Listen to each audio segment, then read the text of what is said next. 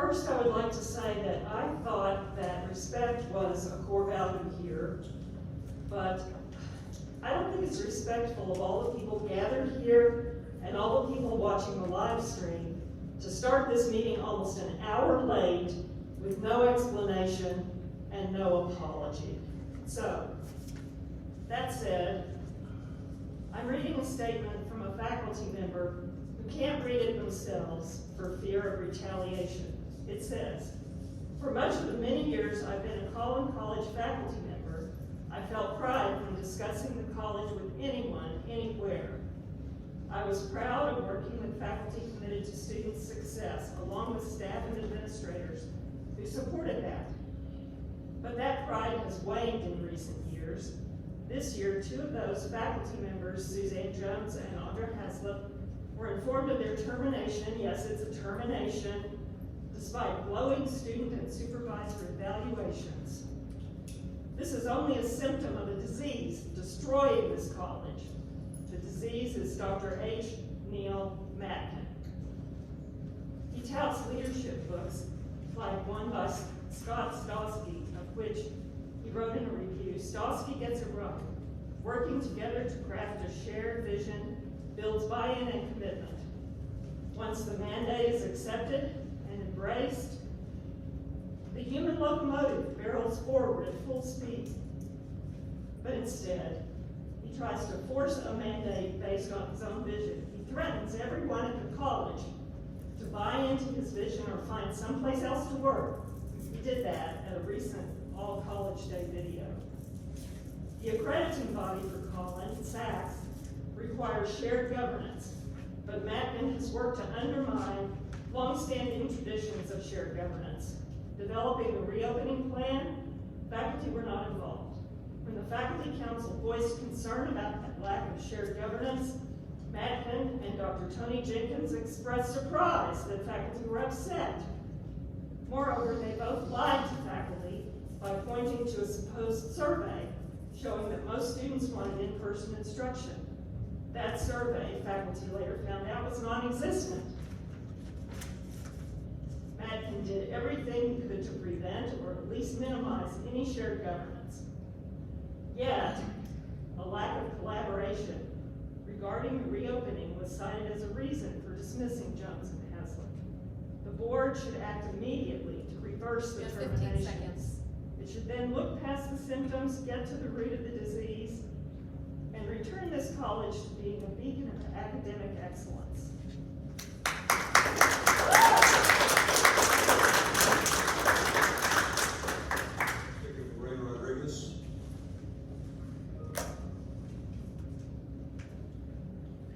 Good evening. My name is Lorena Rodriguez. I am a county resident, Collin College faculty, and president of the Collin chapter of DFA.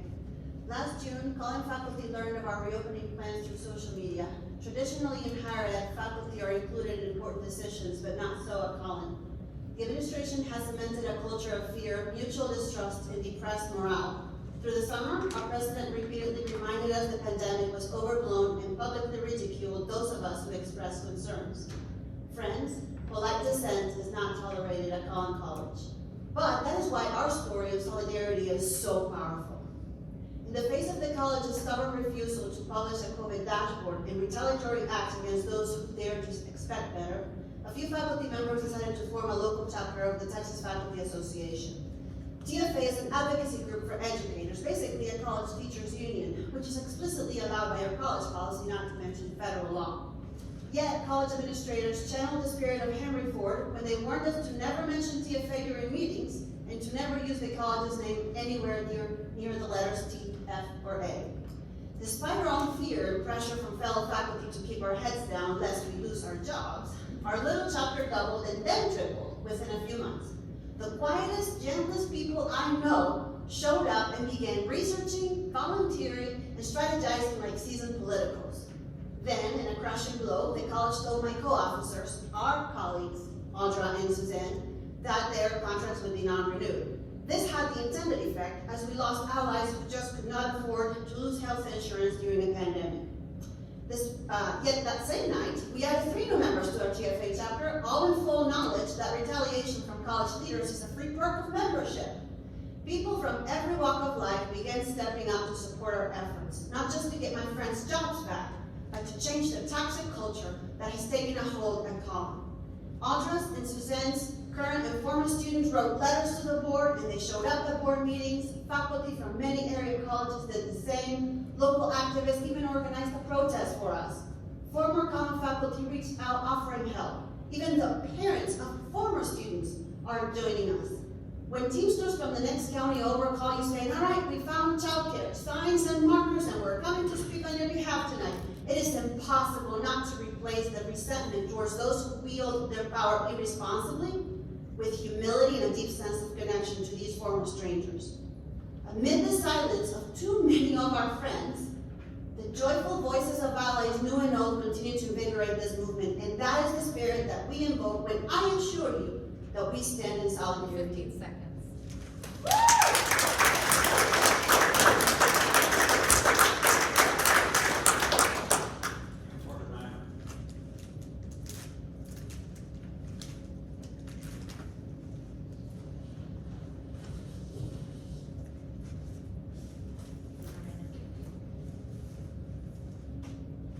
Hello again.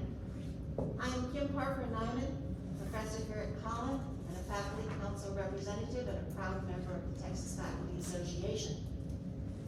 Recently, in an email response to the faculty council's request that the college find ways to pay tribute to Professor Iris Meda, a health sciences adjunct who died of COVID-19, Dr. Mackin suggested it would be better instead to find ways to acknowledge anyone who died while working or studying at Collin. He closed his email by saying, I would kindly invite those members of faculty council who personally knew and worked with Professor Meda to schedule a time to visit with me regarding the dedication of a scholarship in her name.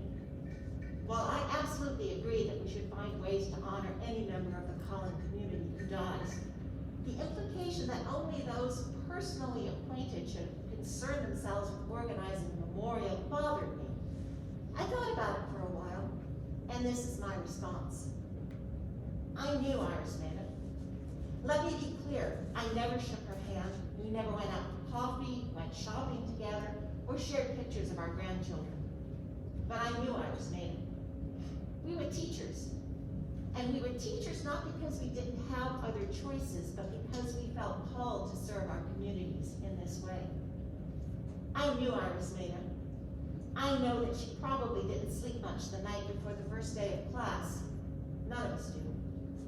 I know how hard she worked to prepare for that first day of class. I know how she went over after that first day of class and every day thereafter, assessing her performance, figuring out what to change, what to keep. I know how exhausted she was after that first week of classes, how she reassessed every teacher she had ever had with a fresh perspective. I know she had a student who drove her crazy. I know she had a student who made her laugh. I know that sometimes those were the same student. I know she had a student who caused her to despair. And I know she had a student who gave her hope.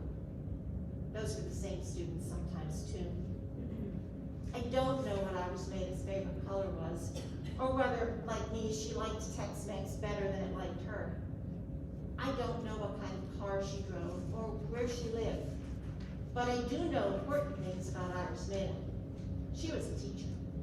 She graced Collin College with her presence for too short a time. She was one of us. We are Collin College faculty, and we're going to be calling to set up that appointment soon.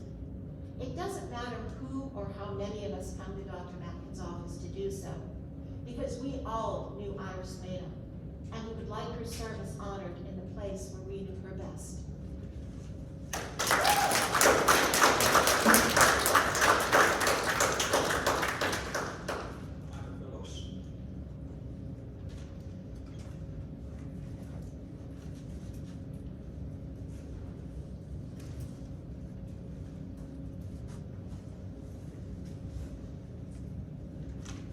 I'm Dr. Michael Phillips. The three faculty members unfairly fired by this administration since February, Dr. Suzanne Jones, Professor Audra Heslop, and Dr. Laura Burnett, have many things in common. They are all brilliant, inspiring educators, willing to boldly speak the truth, and they are all women. A constellation of characteristics that I think put them on Neil Mackin's radar. They share something else. While the college president was diminishing and dismissing COVID-19 as overblown, these three leaders could see that the pandemic would be a cataclysm. They were not listened to, and a tragedy befell a stellar human being named Iris Mehta. Mehta grew up in poverty in Harlem. An ironing board was her first bet. In spite of this, she got a nursing degree, and she tended to the most forgotten and despised people in society, prisoners at Rikers Island in New York, who gave her a standing ovation when she left for her last day of work, and later at the Louisiana Justice Center. She retired, but the COVID disaster beckoned her to serve, and she applied to Collin College for an adjunct position.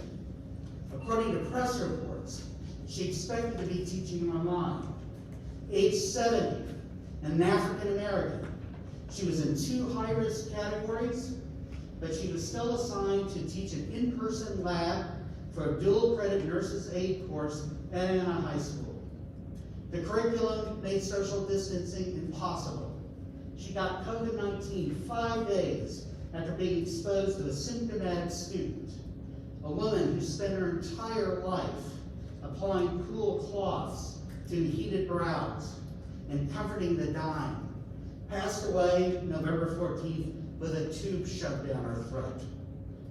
Mackin later said he didn't have permission to share details about Mehta, but there was a more compassionate way to share the news than referring to her death in the 22nd paragraph anonymously in an email with the subject line, "College updates and happy Thanksgiving." One thing we did right by Iris Mehta, so I submitted a resolution to the Faculty Council, which passed in January. And among other things, I asked for a nursing scholarship to be named in her honor and her portrait to be placed in 2 locations. So far, these proposals have not been approved by the administration. These are not unreasonable asks or difficult tasks. Iris Mehta served her community, risked everything, and we need to honor her properly. If it's the intent of this purge to silence us, it has failed.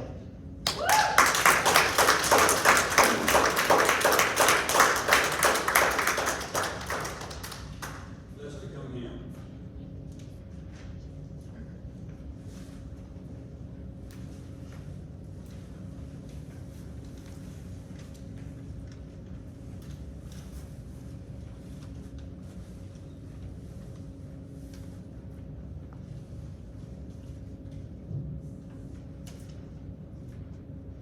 Good evening.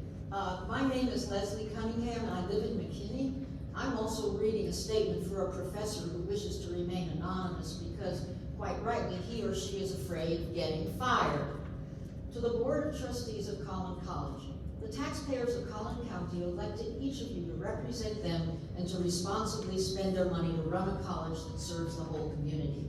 Since the arrival of Neil Mackin as president of the college, you have been accomplices to the destruction of this vibrant college as he has waged a multi-pronged war against faculty, staff, and even other administrators.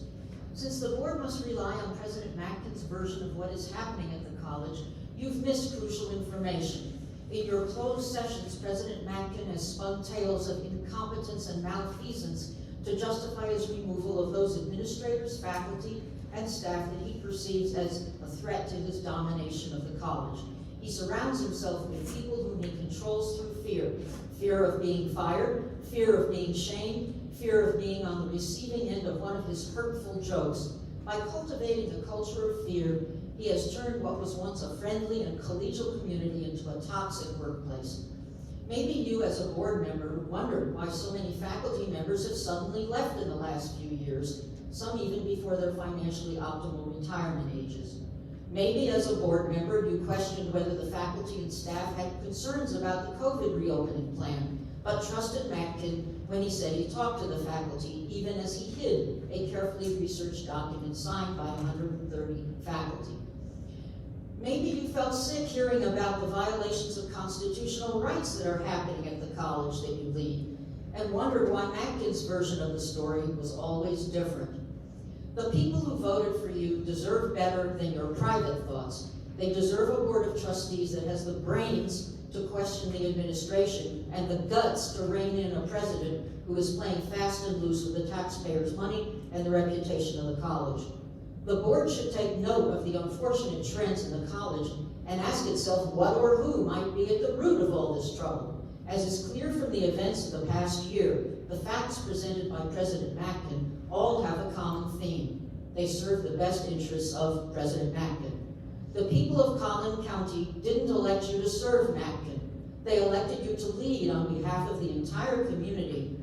It's time the board started asking hard questions and demanding the truth of the man who has come to manipulate the board and rule over the college as if he were an emperor instead of a public servant. You have 15 seconds. The emperor has no clothes.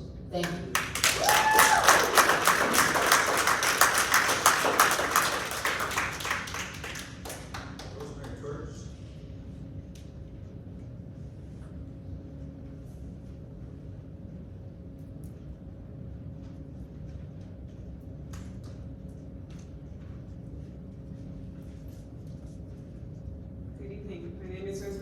And I'm reading this again on behalf of a faculty member who can't be here due to fear of retaliation. They said, "When I was hired at this college, I felt 10 feet tall. I felt like I could teach the entire galaxy before breakfast.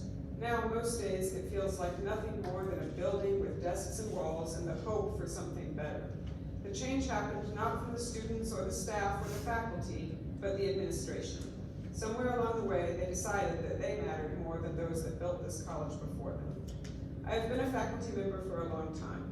Through it, I have tried to conduct myself with fairness and integrity.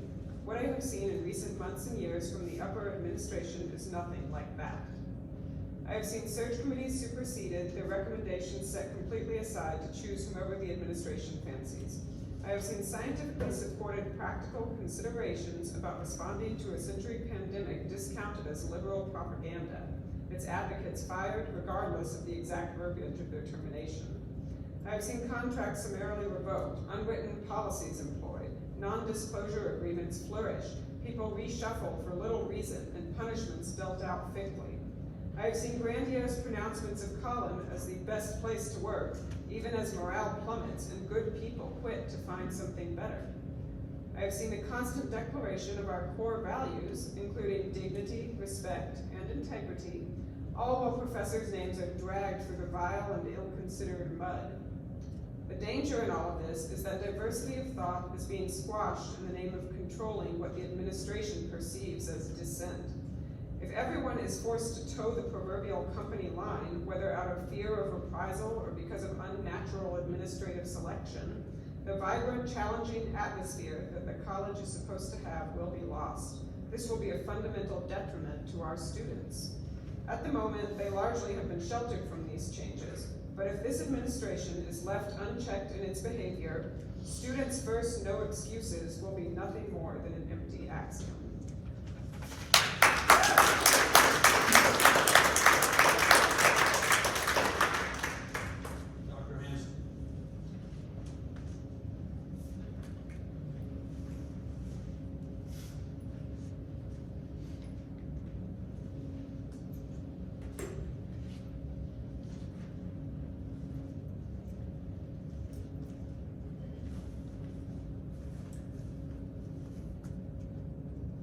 Dr. Collins, members of the board, and Dr. Mankin. My name is Dr. Hanson, and I am the third full-time female faculty member that I know of to be denied a multi-year contract and continued employment with no due process. I have served community colleges for over 30 years, 14 years as faculty and 17 years as an administrator. My appearance here today is in no way meant to be disrespectful of the college, her personnel, or the board, but rather to share my concerns about the lack of due process and the use of unfounded claims and incomplete information to make decisions about my contract status. On January 28th, I was called to a meeting with my provost. At that meeting, the provost read a script that had been prepared for him. I was told that my associate dean, provost, and a committee of my peers had approved my NYC. I was also told that I would be denied my NYC and continued employment for 2 reasons. One, it was perceived that I was not interested in teaching or being in the classroom because I applied for 2 administrative positions. At my March 5th grievance hearing, I stated that that was true at the beginning of my 4th semester as a full-time faculty member, January 20, and the end of my 5th semester, November 20, I applied for administrative positions for the purpose of offering my experience if needed. There is no policy, provision, or institutional practice that indicates that an application for a different type of position is indicative of not being interested in one's current position. Additionally, the college administration encouraged and/or invited me to apply for both positions, and I was told that their applications would not adversely impact my NYC. More importantly, I have performed well on all the metrics used by the college to evaluate faculty performance and student engagement. Reason number 2, 3 student evaluation comments from one fall 2020 class were presented as evidence to reflect the level of disengagement with being a full-time professor. At my hearing, I provided 5 semesters of student evaluations. I have taught over 640 students over the last 5 semesters, with an overall student evaluation response rate of 49%. The 3 student comments presented at my notification meeting on 1/28 were taken from 1 of 29 available courses that I have taught. The 3/19 response I received from my grievance hearing committee affirmed the administration's original findings, however, with 3 new additions. The 3 student comment reasons became a downward trend from fall 2018 to fall 2020. This is untrue. I have calculated the aggregate data for my evaluations by evaluation criteria and by semester. The aggregate of all score remains above 3 on a 4-point scale. A new reason for denying my multi-year contract and continued employment was also introduced. Specifically, my work as the chair of the English Department Lab Review Committee. The hearing committee stated that I had been told that I could not pursue this during my first year. This is not true. I was in my 2nd year as a full-time faculty member and was never told not to pursue this work. It seems that it would be much better use of everyone's time and resources to have all of the stakeholders sit down together, put their concern on the table, and have a conversation.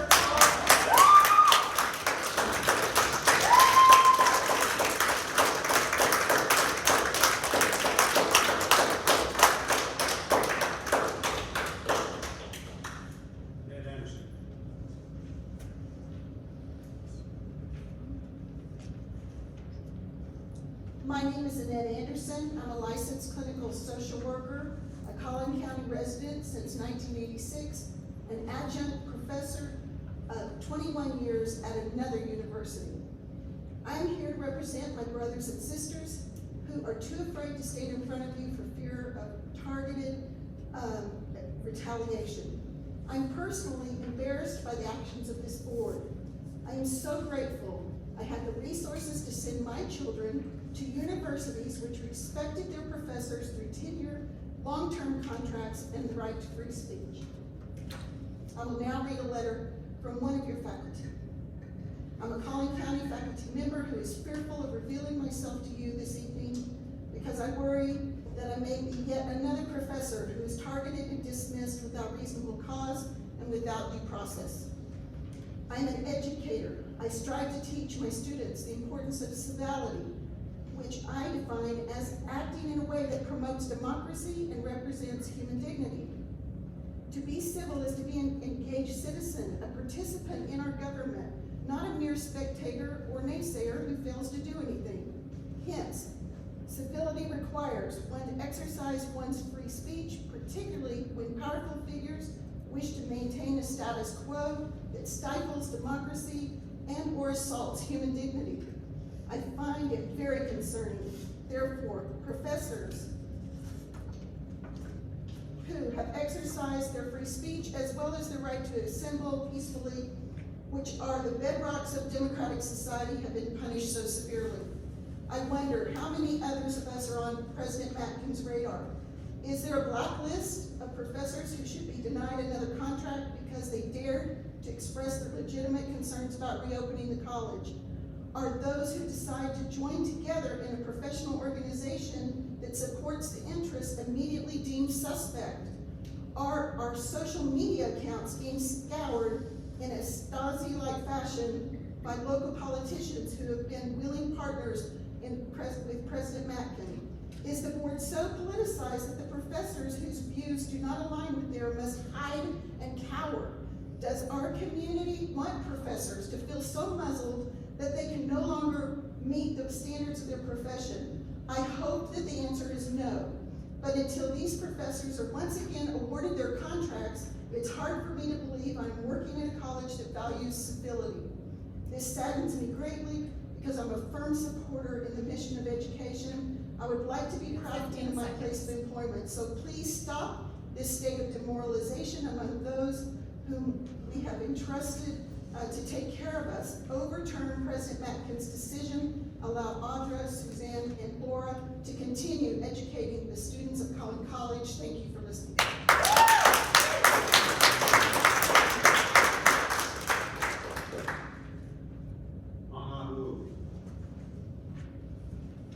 This will be the last speaker during this 30-minute session. We'll pick up after we finish our agenda items.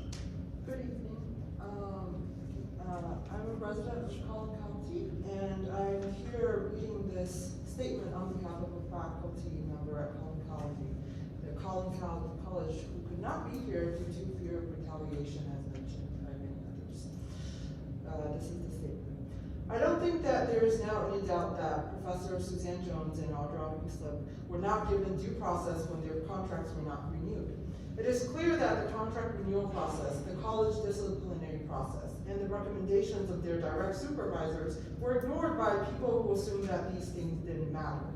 That's a serious issue and should be concerning to everyone present in this room. But has anyone thought of what would have happened if due process had been followed? What if these professors' supervisors had actually tried to address the behaviors of which these women have been accused? The quote-unquote coaching process might have looked something like this.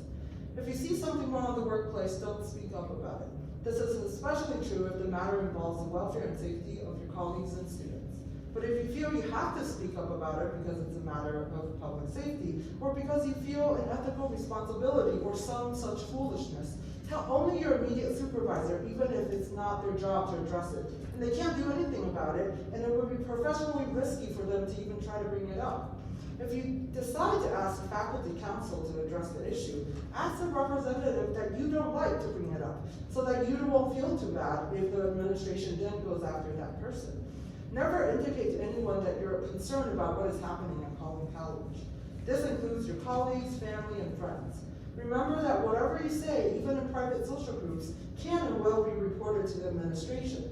Above all, remember that the college's stated policies about freedom of speech, freedom of association, and academic freedom are simply window dressing designed to keep SACS accreditors happy. Don't expect that the protections that they offer actually apply to anyone like you. Now that I think about it, I can see a couple problems with how this coaching process might have looked. Can you?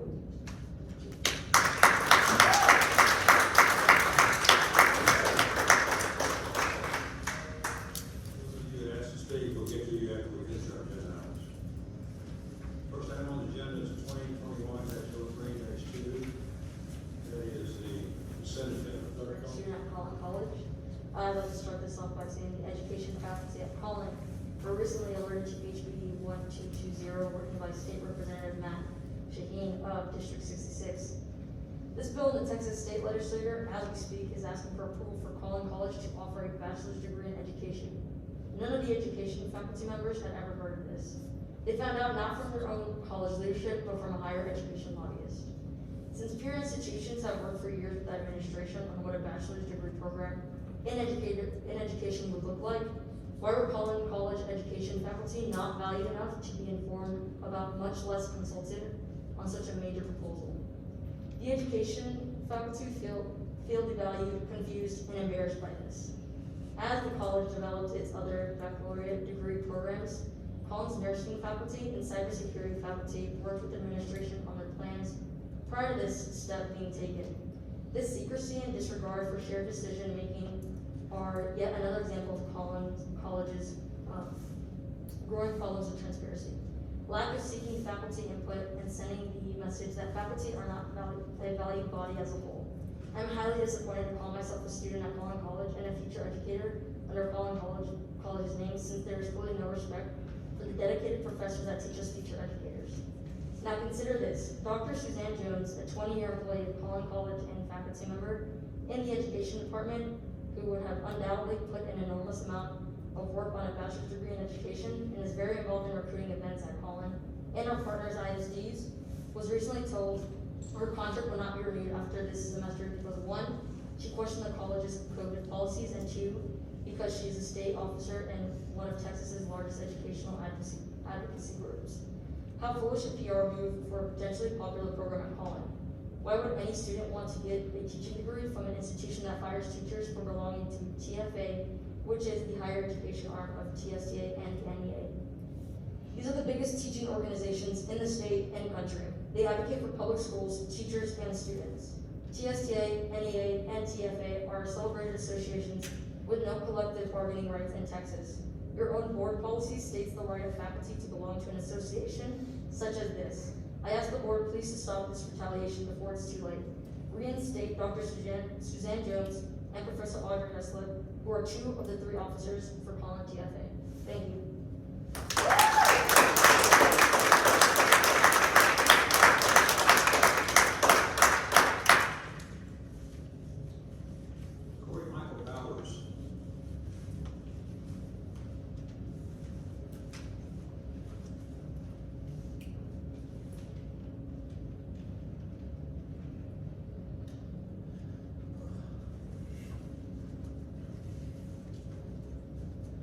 Hello, my name is Corey Michael Bowers. I am a union worker here in Collin County, and I'm standing here in solidarity with the workers here at Collin College.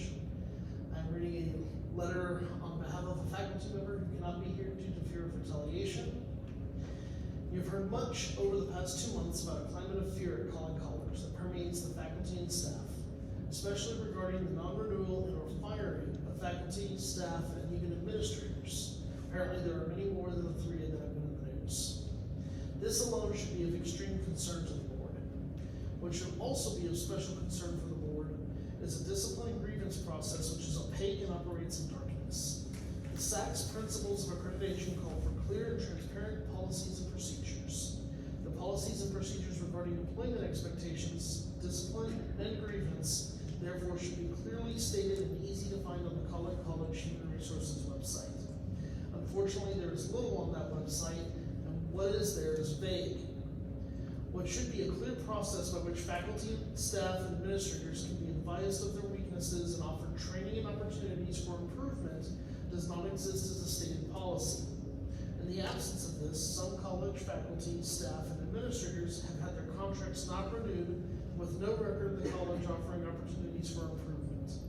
In cases of non-renewal of contracts, faculty, staff, and administrators do have a right to a grievance process, but that process is not clearly outlined in college policy, can vary from case to case, and does not guarantee due process for those involved before an independent grievance panel. Ultimately, this means all personnel decisions in the college are at the sole discretion of President Matkin and the highest levels of administration. This system is rife with the potential for abuse against anyone who holds differing viewpoints from President Matkin.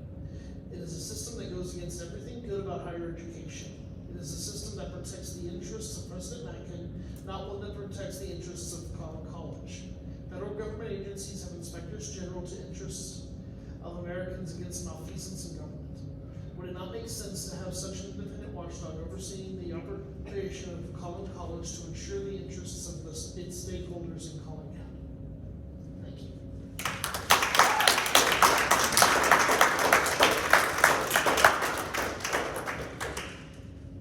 Danielle Stein. Pronounce that correctly. Good evening. My name is Danielle Sanet. I'm a county resident, voter, and proud Collin alumna. Today, like many others you have heard today, I will be reading a letter by a Collin faculty member who is not here due to fear of retaliation. Last week, Collin employees received 2 emails from President Matkin. Each contained moments of hope for those fearful of the direction of the college. Each also gave reason for pause and concern. In the first message, President Mackin thanked employees for their efforts at maintaining the quality of education and service that Collin's reputation requires. This sentiment is much appreciated, as this has been a very challenging and stressful year for most Collin employees. In the message, President Mackin admits that he has made mistakes, most notably that he should have stopped and listened more frequently.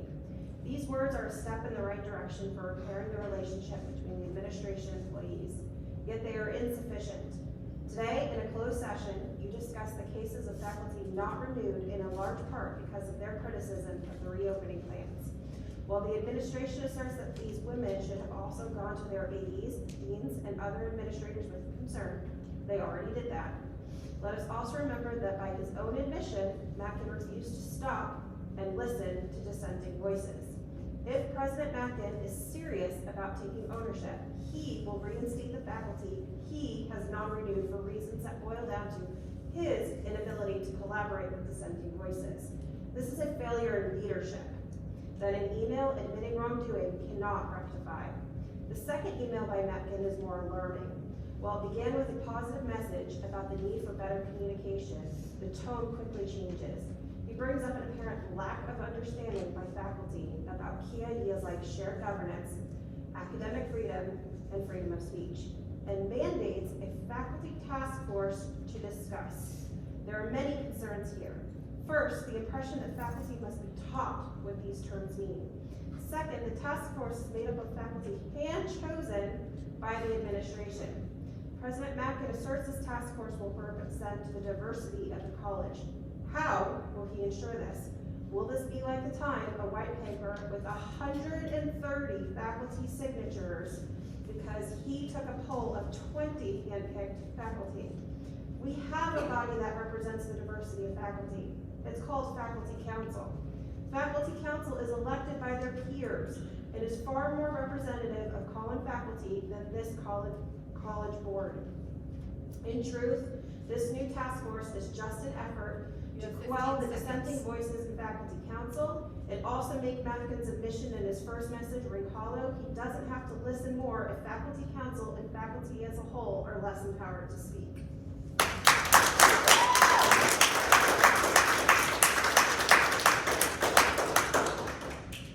Stephanie Shower.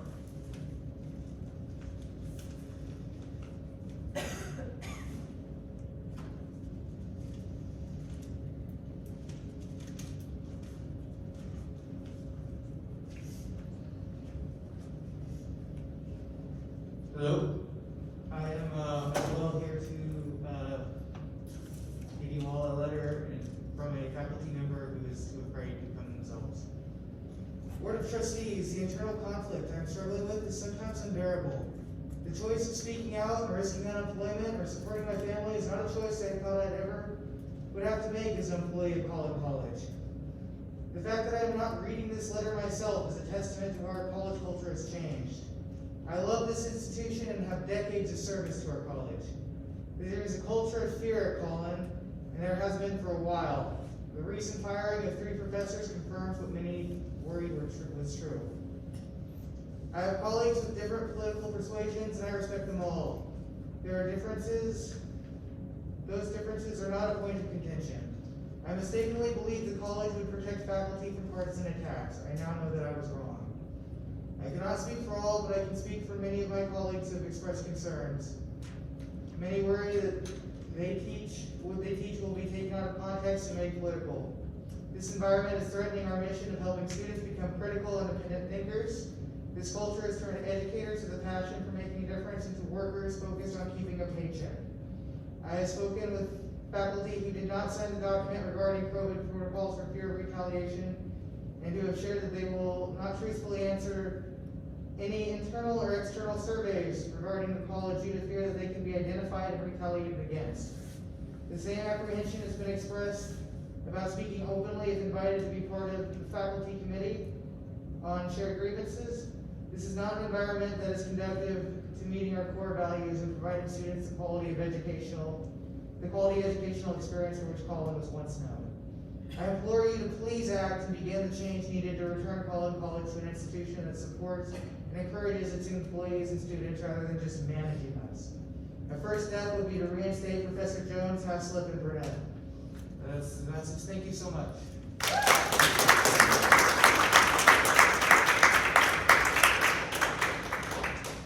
Valerie Adams. We still have people in the overflyer.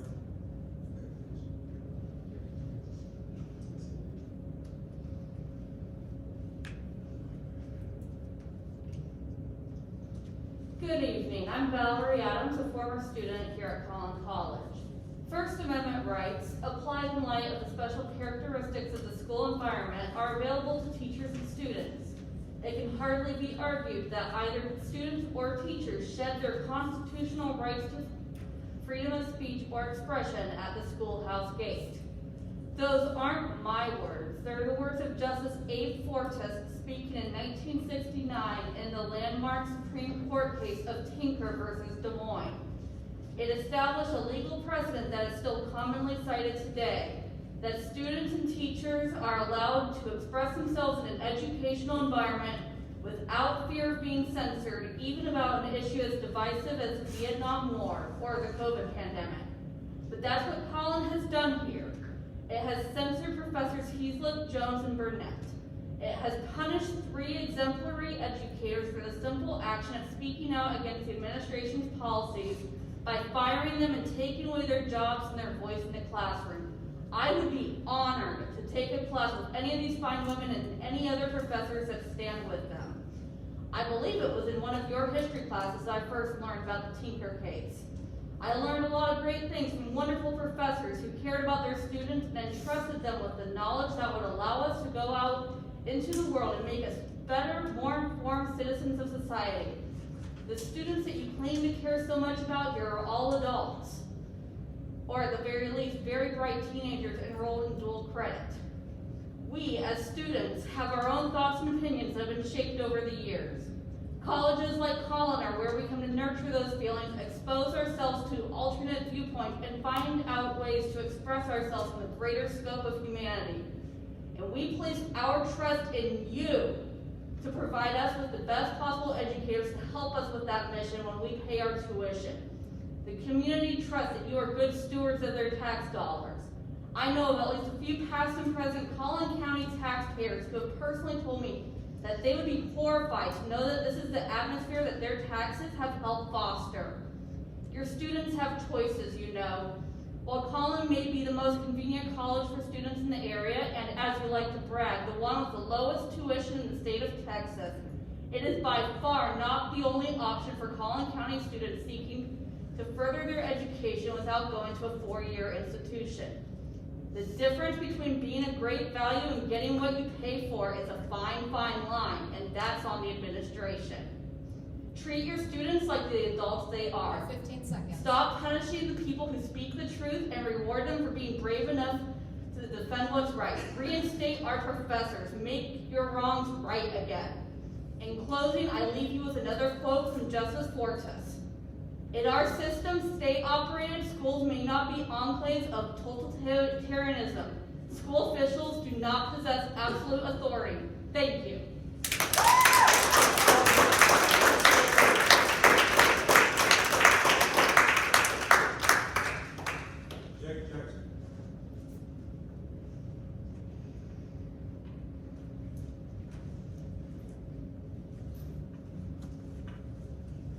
I would like to note that I am not currently a student at Collin College.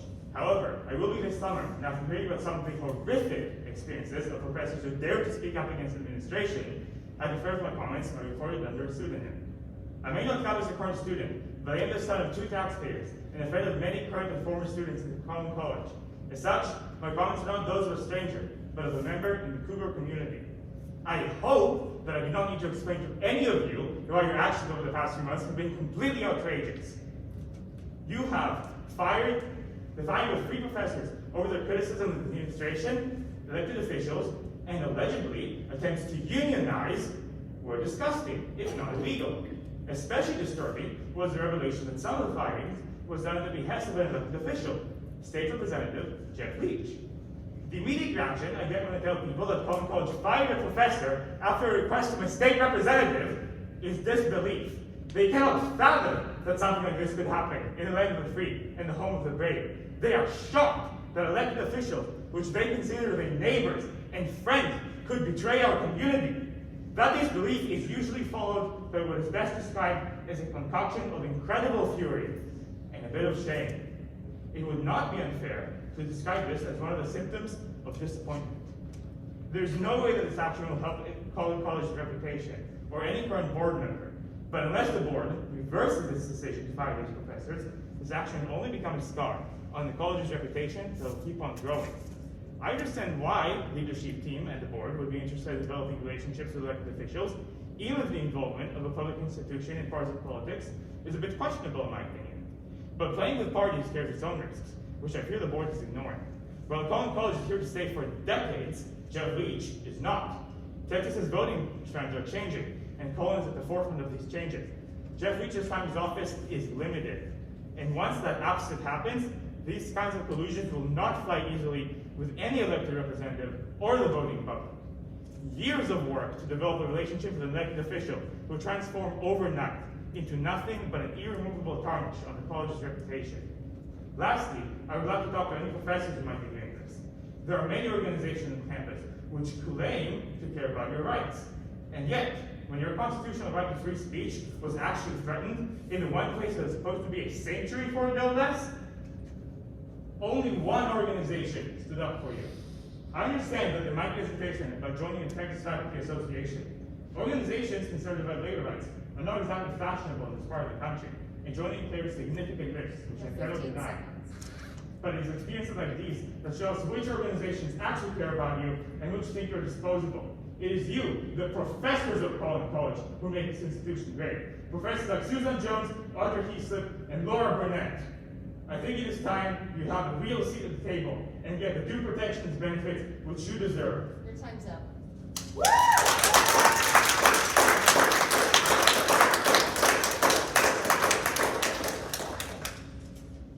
Harry Harris.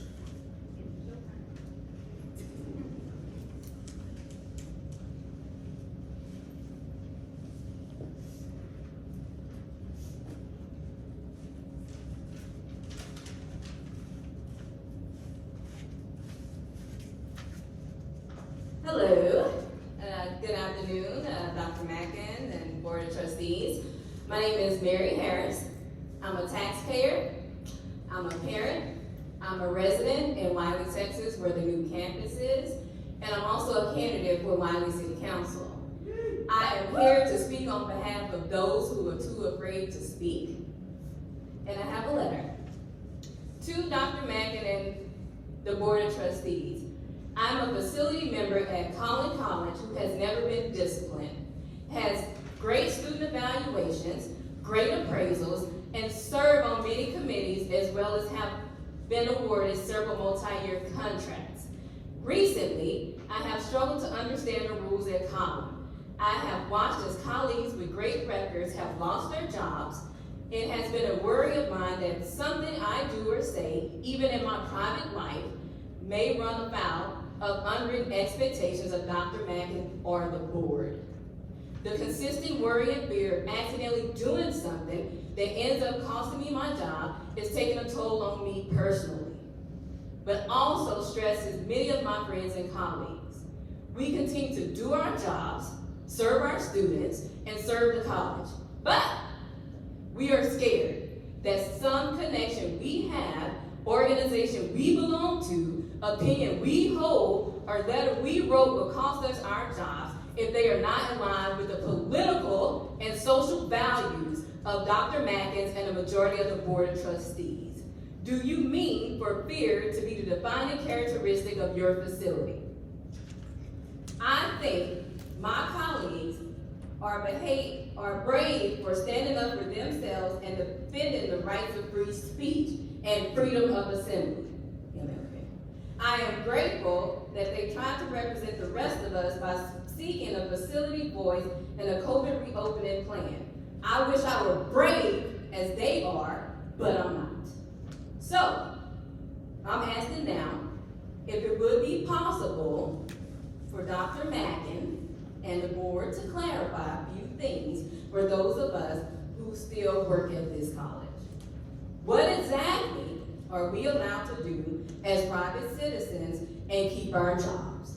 For those of us who do not want to be non-renewed, it would be really helpful if Dr. Mackin and or the Board of Trustees could give us a list of what we're allowed to think, feel, join, or write without getting on this radar. Clearly, there are political views and organizations that Dr. Mackin and the board frown upon, but there are also religious organizations and social groups that offend Dr. Mackin and the board that must cost us our jobs. If Dr. Mackin is a Cowboys fan and I post something about the Eagles, will that impact my ability to keep my job? To be clear, I think all of those things are protected by the First Amendment, but it would save us all a lot of stress if we knew the opinions we're permitted to have by Dr. Mackin and the board who want to keep our jobs. Sincerely, another scared and stressed facility member with bills to pay. And lastly, I am a proud product of Dallas County Community College District and the University of North Texas. And I am so grateful that the boards of my schools did not behave in this manner. Thank you.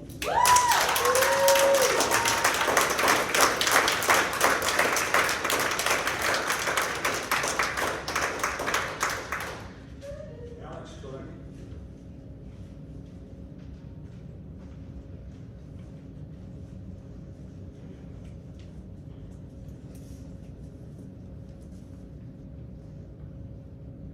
Hello, I'm a member of Teamsters Local 767. I'm here to relay a message from a teacher who can't be here due to fear of retaliation. Maintaining accreditation is vital to health and reputation of colleges. All stakeholders, from students and faculty to staff, administration, and the board, all benefit from Collin College maintaining its good standing with SACS, the accrediting body that reviews the policies and actions of the college. One important aspect of the accreditation process is a review of the status of shared governance of the college. I could cite the specific language, but given only 3 minutes, there is not sufficient time. In short, SACS views shared governance with a critical mass of qualified full-time faculty as vital to achieving the institution's mission. Shared governance at Collin College is an illusion, much like the images portrayed on a screen by the Wizard of Oz while he was hiding the truth behind a curtain. On March 15th, President Matkin sent a college-wide email that showed a hint of contrition regarding the level of tension over the past year when he wrote, "Mistakes were made along the way. I made my share. At some points I should have paused and listened more." Of course, that was not followed by true contrition to rectify some of those mistakes by reinstating 3 non-renewed faculty.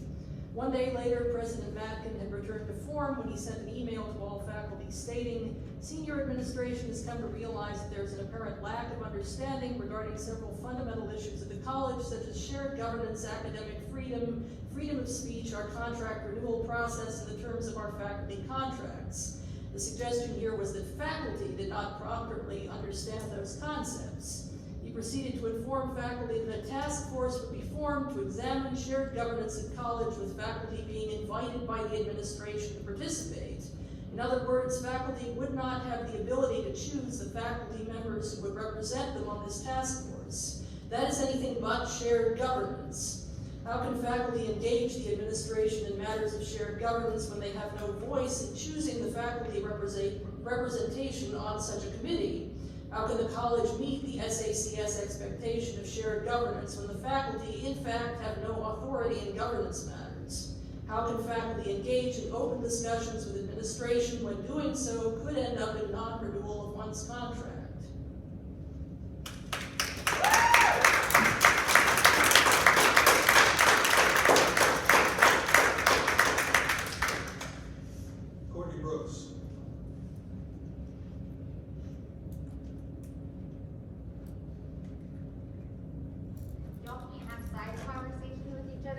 without telling us what you're talking about, just FYI.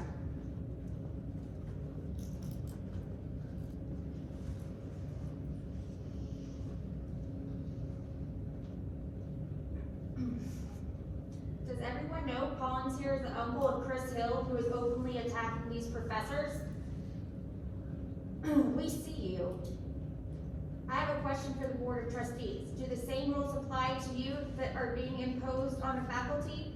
Dr. Suzanne Jones is not just a talented educator who inspires her students, but also an exceptionally decent person who recently spent $1,000 of her own money to redecorate her office suite to make it more welcoming and to provide protein bars, peanut butter crackers, and other food because she realized that many of her students came to our campuses hungry. Y'all want to fire this remarkable person based on 2 contrived, flimsy excuses. 4 years ago, she signed a published open letter that identified her as part of the Collin College faculty calling for racist statues to be taken down. A few months ago, for about 48 hours, she was also listed on a website she didn't control as a contact person for the Collin College local Texas Faculty Association. Supposedly, Dr. Jones was misusing the college name and implying that the college itself endorsed the removal of Confederate monuments and the TFA. No reasonable person would come to that conclusion. Perhaps then several of the board members would like to explain why it's permissible for trustees to proudly tout their connection to Collin College when endorsing a number of local political candidates. If you visit the endorsement page for County Judge Chris Hill, your nephew, you will find Collins's. You will find on the list under the heading Collin College Trustees the name Bob Collins, Raj Menon, Fred Moses, and Jim Orr. The endorsement page for another candidate, George Flint, contains a lengthy quote from Fred Moses, who was identified as a Collin College trustee. Bob Collins and Fred Moses appear on numerous candidates' pages with their college credentials on display. Andy Harden and Jay Sogg have done the same. Based on the so-called logic the administration is using against Suzanne Jones, these board members are misusing the name of the college, and Collin College is endorsing political candidates, which is illegal. It's not against the law to be a hypocrite, but this kind of blaring double standard is morally wrong and will make this college only breed more negative attention when it is already increasingly drawing scorn across the world. The administration and the board are not part of a royal family. The rights to free speech and freedom of association that they enjoy are the same rights that belong to faculty. These rights have been denied to Dr. Jones, Professor Audra Heaslip, and Dr. Laura Burnett. Stop this travesty and give justice to these professors. And just to be clear, the majority of Collin County doesn't wish to idolize slaveholders and American traitors in statue form, but this board is doing just that. It's disgusting. And Mackin is at the helm leading this country down. Mackin, you and your racism need to go. And ma'am, you don't ever need to apologize for having COVID to these men. They wouldn't. You had a good excuse. Thank you.